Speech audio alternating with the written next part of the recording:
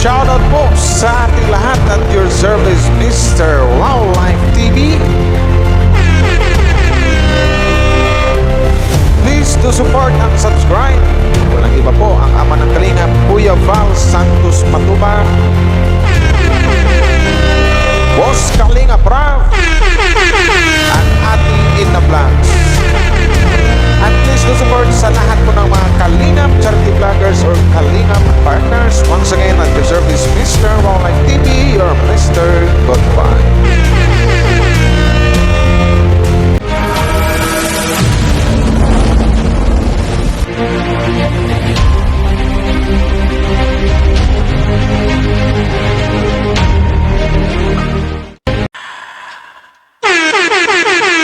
So guys, hello po sa inyong lahat. Magandang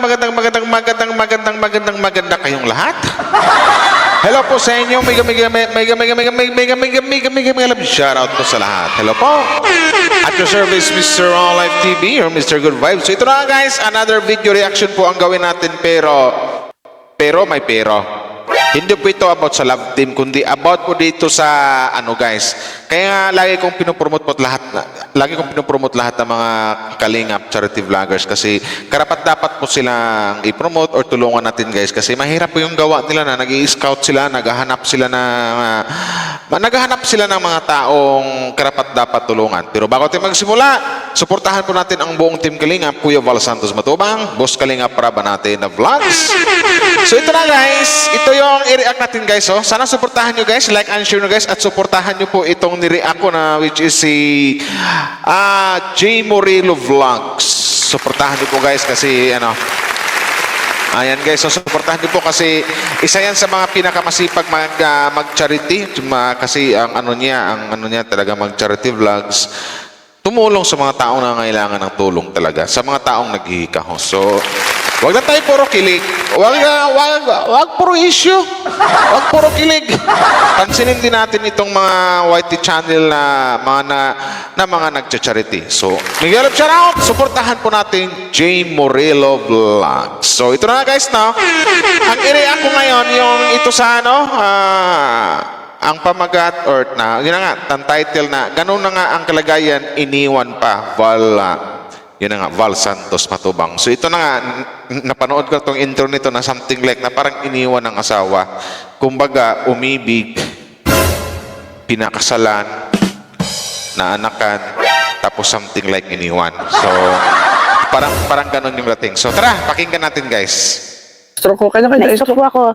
Stroke. Ito po, mahirap nga po. Ganito po. Wala po akong asawa ngayon, sir. At nagkasakit po ako, na-stroke po ako, iniwan po ako. Oh, iniwan siya. Nadrop po yung aking dalawang anak. Pero yung panganay ko po, sir, nagkatrabaho na ngayon. Ilang anak niyo? Bali tatlo po, yung pangalawang kong babaeng Tatlo na yung anak mo, ate, nakuha ka pang iwan ng asawa mo? Ito yung mahirap dito eh. Walang hiyang lalaki na yon. Talagang tinatluhan ka muna bago ka iniwan. Tapos ganyan pa kalagayan mo ate na yun na nga parang na-stroke yata yung isang kamay niya ate, no? Hindi ano rin. dalaga. Kasi sa hirap nga po ng buhay, binigay ko na po dun sa hipag ko para makapag-aral po siya. Kasi hindi ako makapagtrabaho eh. Na-stroke ko, kanya Na-stroke po ako 2019. 2019, tapos ngayon na 2025 na, so 6 years din. Oo, magli-5 taon na po ako ngayon. Kumusta naman po kayo? Yung kamay ninyo? Hindi ko pa po siya maigalaw. Ganito nga po. Tapos yung paglakad? Ayan, papilay-pilay po. May tungkod ako. May tungkod ka. Ano pong trabaho nyo dati? Wala po. Wala, ganito lang po. Pero nung dalaga po ako, kahit may isawa na ako, nung matagal na pero, nagtatrabaho po ako sa Manila, sa factory ng sabon. Taga dito po talaga kayo sa Lopez? Quezon po. Dito po sa Quezon. Dito sa Barangay Bibito talaga? Taga rito po talaga. Ibig na nabang... So, Nay, 41, alam ko, 41 years old ka pa lang, so pwede ka pang maghanap ng one true love mo. Yung sinasabing the perfect one or sinasabi mong makasama mo hanggang wagas. Diba? Bata ka pa, Nay, 41. Ito po kanina, ang anak nyo ay 3. Opo. Ang kasama nyo ngayon? Yung bunso ko pong anak na nag-aaral. Isa, kasama nyo kayo Kami dalawa lang po dito. Kumusta naman po kayong mag-ina? Okay lang din naman po. Kahit mahirap po ang buhay, nakakaraos naman po. Nabanggit nyo po, yung mister po nyo, nasaan ngayon? Baka nasa ibang na po yun. Nangapit Pero okay bahay. lang. Nabanggit nyo kayo ay iniwan. Iniwan na kami talaga po. Wala na pa talaga siya kahit piso, hindi siya nabibigay sa amin. Walang problema, sir. Tiis lang talaga ang buhay. Pwede mong idulog yung nanay sa ano, no? Pwede mong idulog yun sa mga kinaukulan yung mga ganyan kasi mayroon siyang obligasyon eh. Mayroon siyang responsibilidad na dapat gampanan. May 3 anak kayo. Tapos kahit man tawag to sustinto, buwan-buwan or monthly, dapat magbigay siya. So sa ngayon nanay, kailangan talaga ng tulong kasi ngayong may sakit ka. Hindi ka makapagtrabaho yung nanay tapos yung bunso mo nag-aaral, di ba? Buhay. Eh, nung kayo po ay iniwan ay wala pa kayong sakit o may sakit May na? sakit na po. Stroke na ho O, kayo? na-stroke na po ako. Ganun po. Ganun na nga yung kalagan, iniiwan pa, my God. Yung pala ang buhay ni Kaya ninyo tinama nga na. po sir. Ang ganito lang po kami. Tiis lang talaga. Nakakahiya. Kaya nga po ayaw ko kayong papasukin. Ganito nga. Napakagulo. Hindi kayo na mag-inanaan dito. O kami lang po. Eh, kumusta naman po yung pang-araw-araw na Binibigyan po ako ng anak kong tatrabaho po sir. Nagpapadala po siya. Ay, mabuti. Mabait naman po siya kahit sa paggamot-gamot ko minsan. Pag sinabi ko, naku, pahingi ako pambili ng gamot, binibigyan naman po ako.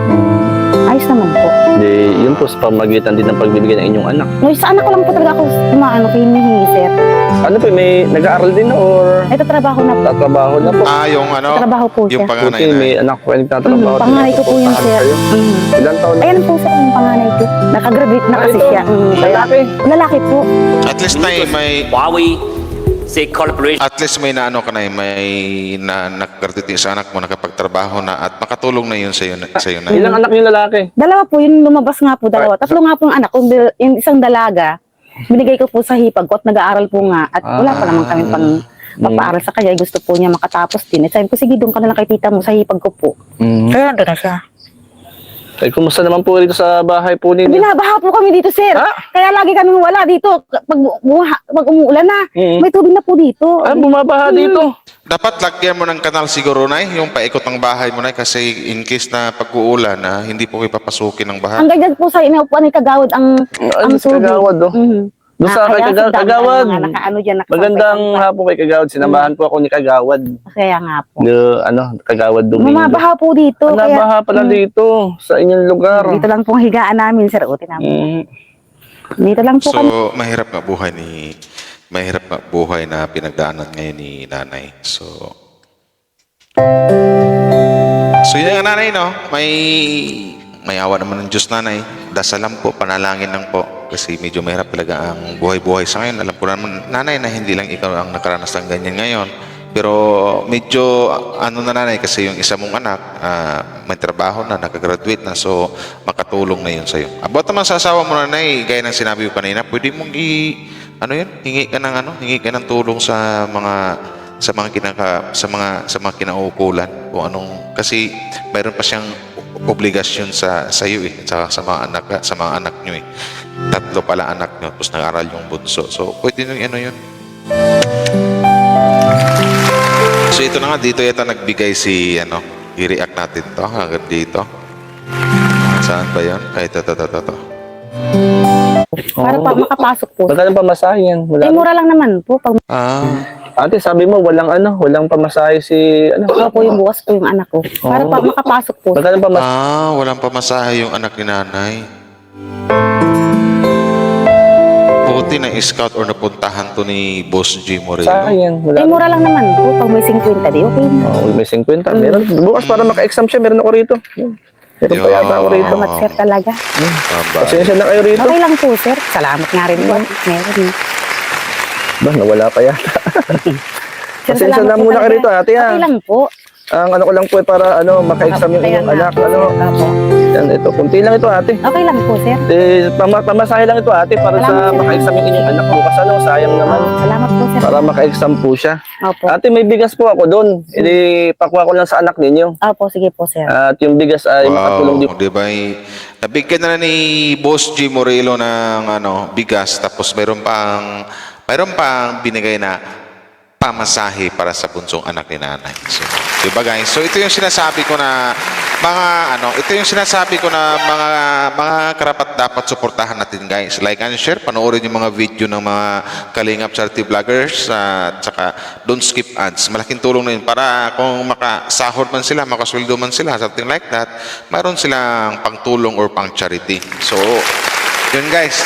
Pagtulungan natin guys, magkaisa tayo.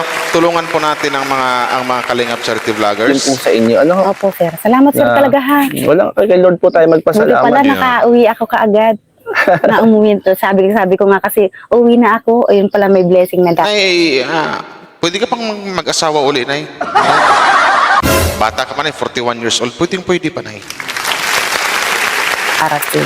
Salamat po. Kasi Monday ngayon, para bukas maka-exam Kaya yung nga, anak. baka pasok man lang, sir. Salamat talaga dito, sir. Maka-exam lang siya. Malaking tulong talaga to, sir. Kasi konti lang wala po nga yan. po. Okay lang, kahit kaunti. Basta po, nakatulong po. Salamat, sir, talaga, ha. Konti lang yan ate. Basta pray tayo, i-bless tayo ni Lord. At kapag tayo Tama-tama. pinagpala ni Lord, ay siyempre, ay magbahagi tayo ng biyaya. Opo. Konti lang po yan. Walang problema, sir. Salamat nga. Makapasok at maka-exam lang po yung inyong anak ate. Opo, Lunes sa Lunes po kasi ngayon hindi nakapasok ay. Hindi ko rin naman sir alam kung saan ako kukuha ay. Wala Talagang- kasi hindi makapag-ano si nanay, makapagtrabaho kasi nang dahil po sa kalagayan niya na medyo yung isang kamay. Hirap talaga sir ang buhay. Wala naman kasing iba rin pong mahihingian ako ng tulong kasi siyempre mahirap din na nga po ang buhay. At least mabibigyan po ako ng mga pinsan ko ng ulam, pagkain pag wala po kami. Wow, kawawa naman si...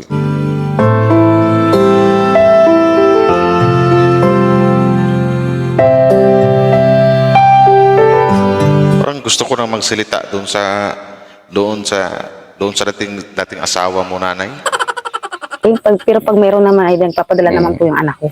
Yan ate, maraming salamat Sige ha. po sir. At Salamat pamasahe lang yan ng anak Opo, mo sir, ha. walang problema sir. Salamat talaga po. Pamasahe lang yan para siya makapasok bukas. Sige po. Para maka-exam yung inyong anak. Sige po sir. Salamat din kay Kagawad, Salamat Domingo. po sir talaga. Pasensya na kayo sir dito sa bahay ko at yan napakagulo nga. Walang na. Sanay po Okay, tayo. basta Sanay malinis po na tayo kahit sa maliit. ganyan. Dito po talaga dati may tubig, bahang-baha po. Kagawad. Sige po sir, salamat po. Binabaha pala dito ano. Diyan po, tinan mo nga po sir. Ito po si Kagawad Domingo na isang kagawad dito po sa Barangay Bibito, Lopez, Quezon. At sinamahan Nasa evacuation pagpapanood ng kalamidad eh. Opo. sinamahan tayo dito kina Sinamahan ate. Yan si ate. Ate, may bibigay akong bigas doon. Doon yata yung anak niya. Pakuha ko na lang Sige ha. po sir, salamat Yan. po. Paano ate, maraming salamat ha. Basta kapit lang tayo kay Lord. Yes, tama. Kapit lang tayo kay Lord. Ano po? Paglalakad do. Sanay na po ako. Bahain nga to. Saan ka naglalaba rito? Dito ka naglalaba. Talagang hirap talaga sir. Okay lang po. Ganyan lang po talaga. Okay lang po yan. Kahiya nga po. At Hirap si nanay na buti nakuha pang makapaglaban ni nanay kahit ganyan yung kanyang kalagayan, no? Ay, diyan, pag naulan, pag sigaan namin na. Naku po, pag uulan to siya. pag malakas ang hangin, malakas ang ulan. Ang piyes. Oh, Lampasan. papasukan ng anggi to. Kaso nyo, kawayan, Pintuan ay ginawa na lang po namin sa pintuan. Ay, paano, anong harang nyo rito? Wala po, ganyan lang. Natutulog lang po pag mag-ina, ganyan lang. Dito? Naku po. Ay, yun lang. Ito lang po Ang hirap naman. Sayang na yung anak ko. Kaya salamat po. Sige po, ako ituloy na po. Maraming salamat po sa inyo. Basta kapit lang tayo kay Lord. Walang imposible. Di ba, ang hirap ng kalagayan ni nanay dito sa ganyang sitwasyon ng kanilang pamumuhay. Unang-una yung bahay nila. Hindi po safe bahay nila kasi yung pinto nila natutulog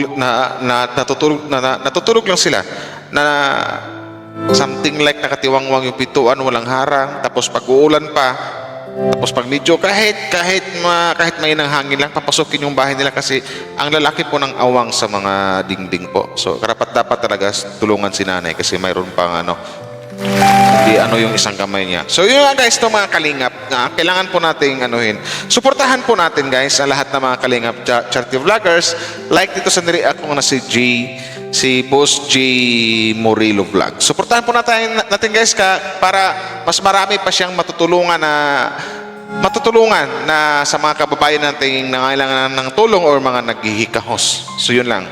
So nanay, pray ka lang nanay. Papakinggan ka ni Lord.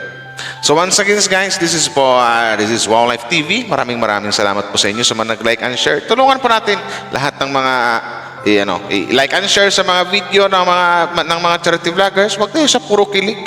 Paminsan-minsan issue, suportahan po natin yung mga dapat suportahan talaga.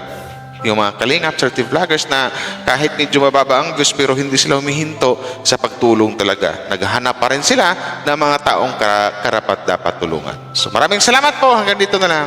God bless po sa lahat.